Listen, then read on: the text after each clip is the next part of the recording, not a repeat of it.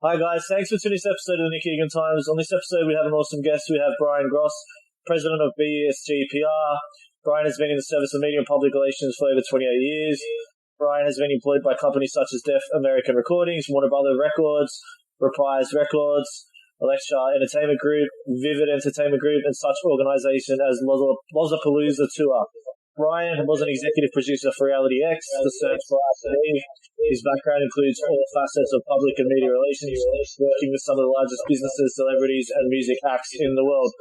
Welcome, Brian, and thanks for coming on my podcast. Thanks for having me. Welcome. How's it all been going over there? It's open. It feels like the pandemic's over here. It feels like you don't want to say back to normal. I think it's a weird way to put it since you and I and people we know have survived a pandemic.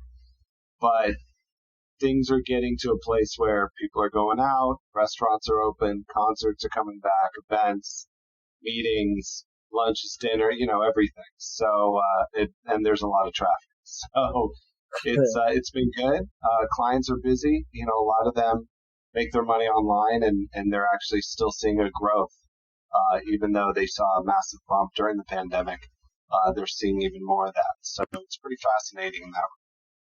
Amazing. Yeah, over here, we're still in lockdown. We've gone back into lockdown because a lot of our population has been vaccinated. So, yeah, we're back to square one currently. Yeah, it's good to see that a lot of people here in Southern California are vaccinated. They went and got the shots or shot. And so they're out there living their lives. So it's been positive in that regard. But certainly, travel is still challenging, and there's still aspects that are quite challenging for sure. Wonderful. How, on a personal and professional note to yourself, how's the pandemic affected you? Has it had any effect on you? It wound up being a positive. There's no other way to put it, because I work with so many companies and people who make their money and run their businesses online. So when the pandemic hit, at first it was scary for like a month or 4 to 6 weeks, and then all of a sudden it just took off because people were now sitting on money, spending it online, and companies and people I were working with in that regard were in need of my services, in need of getting their name out, getting notifications out, work on social media stuff. So it's, you don't want to say something like a pandemic created a positive, but the aspect of something as dire as a pandemic created sort of a cultural shift, a business shift, and you saw companies changing their ways or adjusting appropriately. Certainly some things have suffered greatly, but there have been many things that have prospered during, what was 16 months. Yeah, that's really insightful. Thanks for sharing. All right, let's just jump straight into it for the listeners. Tell me about your family and your life growing up. I grew up I'm born and raised here in Southern California, born in Hollywood. The funny part is the hospital I was born in is now a Church of Scientology. Wow. So they bought it after I was born. Grew up in the suburbs of Southern California, a little west of the San Fernando Valley. And, I was just a kid who loved sports and music and, played sports and just, ran around the cul-de-sac. Kid in the 80s, going to school in the early 90s, discovering, the cultural shift in music, remembering when I saw Smells Like Teen Spirit on TV. And then for me, just jumping into the record industry when I was in high school, knowing that I wanted to work in the record industry and just figuring out how to become an intern and get into it as fast as possible. So that happened, and it just took off from there. But, I had the most normal childhood and the most normal teenage years, certainly I think documented in a few movies over the years of children of the 80s and young adults of the early 90s. Yeah, that's sensational. What was it like working in the industry? So, like, obviously, PR and the media. What was that like back then, and obviously how it's transpired into the future now, where we are? Well, it was fun. I mean, I got to meet all these bands and go to all these concerts starting in '93. And then while working my way up in the industry, just learning the trade, making relationships, having people help me, learning on the run. But you were around these amazing bands. There was no social media. No one's holding up phones at concerts. Spending time versus staring at your phone. So it was a completely different life, in the 90s. And, the relationships and friendships that I made have stood the test of time and are still going.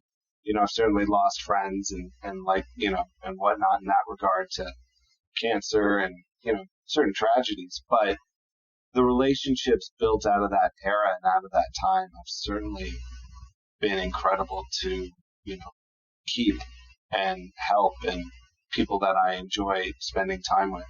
But the music industry then put out a lot of music, was making a lot of money, and this was just before Napster. And then Napster started, and certainly the music industry changed, and now, I'll work music projects now and then, but it's so different. It's so fast. Your discovery of music is so challenging. It's not as linear as it once was. So, you might be a Spotify person, you might be an Apple Music person, and that's sort of how you discover music. Certainly everything on the internet. You follow bands, you find out about other bands.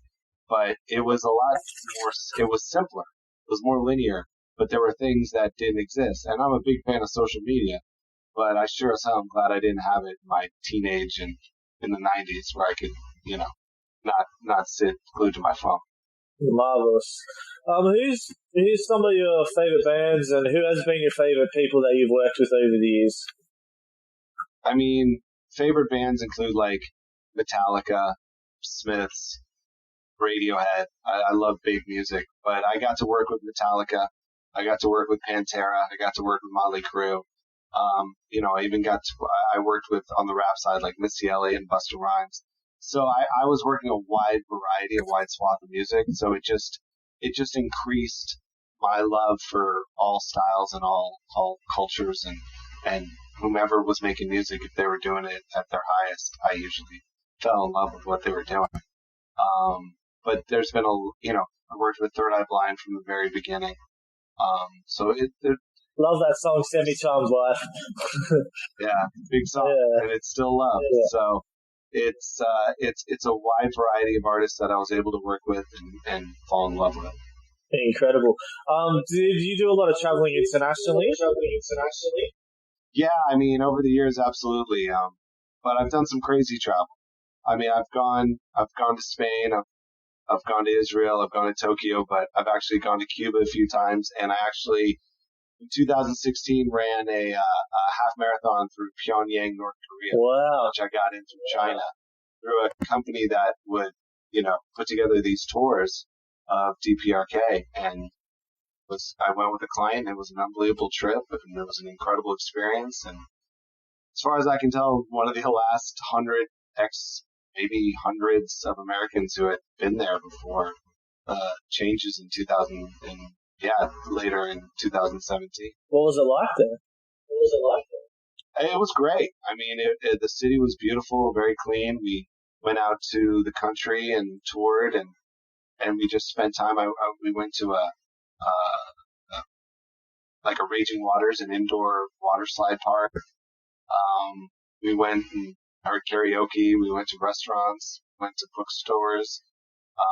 We saw all the propaganda. We saw, all the main areas that you see in those propaganda videos where you see hundreds of thousands of people. It was a trip. It was very fascinating. Excellent. What, with your career, are the learnings and probably some of the best advice you got to obviously help you go through and get to where you're going right now, where you are right now? One of my mentors took me in when I accepted a position that I was going to be learning, as I was going. She just told me she was the kind of person that would treat, the publisher of a magazine and a kid like me at the time the same. And it was just all about being fair to everyone, treating everyone properly, giving everyone respect. So important. But also, you got to be humble. You're around people that are from all walks of life, all popularities, and treating them the right way. You're always got to be one step ahead. You got to think ahead. There's things that are going to be thrown at you that you'll never experience in public and media relations and in entertainment. You don't get starstruck. You can enjoy, but when it's a business and you're around it, you do want to handle with care. I've met some incredible people, some incredibly famous people, and I've been lucky and blessed to do not only me, but to work with people in that regard. So you treat them like people, though. They're still human. So it's been very much learning that and then passing that on to people. And, when people get into public and media relations, helping them out, giving them an ear, giving them guidance. I think it's really important. Do you have any insights of anything you can share that's happened? Like, any stories? I did the math the other day, and in 21 years on my own, I've had over like 330 clients. And, there's the business aspect of making sure the check clears. Right. There's the aspect of having a good accountant and a good attorney. And then there's the aspect of, working with an actress like Sasha Grey in 2009, 2010, when she was starring in a Steven Soderbergh film that, we ran around the country and did all sorts of media, and you were always on your toes, and you didn't sleep, and you just made sure that she was taken care of and felt good. And she did all these incredible interviews, and all these stories came out about a pretty incredible movie that she starred in under, Soderbergh's tutelage. So, I mean, that's just one anecdote of being in the thralls of something, and then when you're in, having a moment like this to kind of look back and go, oh, yeah, that's what I helped accomplish. That's what I was a part of. And, when you're in it, you got to find a moment to breathe. A friend of mine just produced an incredible documentary that's, I think, going to be pretty successful. That's getting incredible reviews. And I just told him to enjoy it. Enjoy the moment, because it's fleeting. It doesn't last forever. You're not going to always, have whatever it is you're going through. So when you are, you've got to enjoy it. Don't abuse it, but enjoy enjoy the experience. Yeah, for sure. Couldn't agree more. Tell me about Reality X, The Search for Adam and Eve. Talk to me about that. So we produced when Adam and Eve was a client of mine, and they were the largest, online and catalog seller of adult products. We decided to put together sort of a reality show, which kind of was ahead of its time. For pay-per-view, we took the sexiest couples. We found them all over the country, and then we picked the best ones, and we went to Jamaica and shot a reality show down in Jamaica. It was an epic experience. I definitely learned a lot. Reality TV is a lot of work. It's certainly not easy. So it came out on in-demand and on DVD. This was about, 14 years ago now. But sometimes you work a project that is going to be a hit. And it did well, but then you realize, I think I did something way ahead of its time. And I've certainly had clients and projects like that where you produce something and it does well, but people are going to talk about it down the road. They're going to be like, oh, I saw that DVD or came across somehow. That was one of those experiences. Impressive. Tell me about your current business. So how did you get the idea, or was it a natural progression from obviously your career into that? How did that all transpire? Yeah, I was working at a company and my time ended there, and it was, I received a couple phone calls to, be a personal publicist to a couple actresses and a couple production companies. And before I knew it, I just started my company. I really didn't think twice about it. It was one of those things where I did the numbers and I looked at how much time was going in, and I thought, maybe I should go on my own and do this. And before I knew it, I did. And before you know it, it's 21 years later. It goes really fast. So being independent, working for yourself, daily hustle. It's not 9 to 5. You're sending out press releases all times of the day. You have clients all over the world, so you're dealing with time zones. The challenges are endless, but they're exciting because at the end of the day, it's for you. It's your company. You work for yourself. You obviously work for your clients, but it's on you. So the pressure's there, but again, you're not reporting to someone. You're not doing business for someone. You're doing it for yourself, and that's really I bet it's rewarding too. Absolutely. What inspires you daily? I think you wake up and whatever's going on in the world, and through this pandemic, I mean, it's surreal what we experience culturally, obviously health-wise, and then just what people have gone through in personal and professional lives. The inspiration is working for the people that mentored me, that I want to live up to standards that they would have, expectations. So, when I start pounding the pavement every morning, it's, am I doing the best job I can for clientele, and then hopefully leading to more clientele. So, the inspiration is within for me. It's just that constant drive to, see what I can accomplish, what kind of change I can make, what I can do for my clients, how I can make, help them with their goals. Those are my motivations. Fabulous. All right, talk to me about your personal life from a different perspective, I guess. What are your passions and hobbies that you like to do outside of obviously your career? Yeah, I still play sports. I'm still really active. I grew up playing baseball, basketball, football, soccer, and still do when I can, whether it's pickup or in leagues over the years. So that's always kept me busy. Certainly travel has always kept me busy, and even when it's business travel, there's a personal aspect to it. So I appreciate and enjoy that. And going to concerts, going to events, obviously that's shut down for a minute, but now we're back. So I just like to go out. I like to go, see the artists I like to see, go see, events, go to museums, just be out there. When you live in Southern California, you get in your car and you drive an hour and you're someplace completely different. So you have the opportunity to have experiences wherever you go. So I just try and get out as much as I can. Terrific. Yeah, I'm very similar to you. Love to be out and enjoying life. So I can completely relate to you on that. Absolutely. If you were 18 again and you could go back in time and you could change anything, what would you change? I don't think I'd change much because I've certainly thought about that in my life. And there's probably an aspect where I wish there were some people who are no longer with, who have passed, that I wish I spent more time with. I think sometimes you take that for granted. You think people are going to be around forever, and they're not. The thing is when I left for college, there was a massive party at the record label I left. And every major musician, celebrity was there, and it was like the biggest event. And I had to go to college, so I missed it. And I always said, I'll never, it's okay to miss a party. So I've gotten over that. Like, you hear, oh, this is fun, that.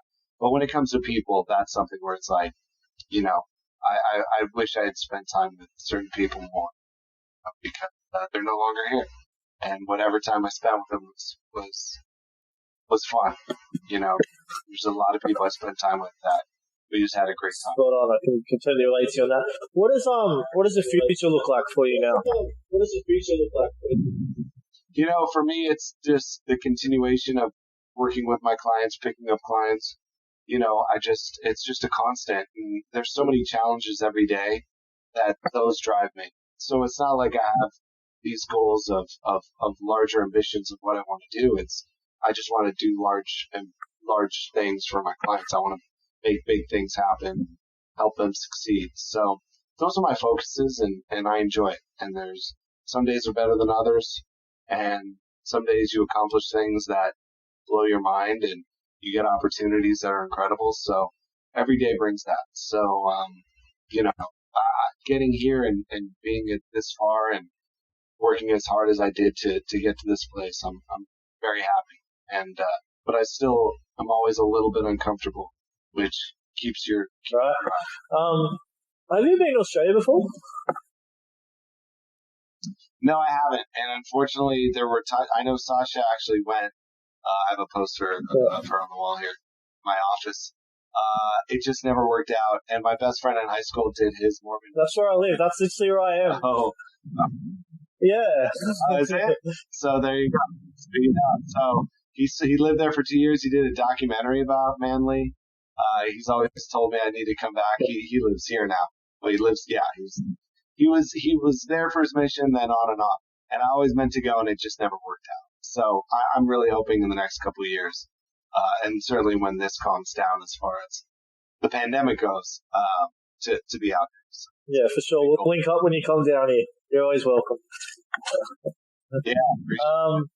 Yeah, that's it. Brian, thanks for coming on my podcast. I do appreciate it.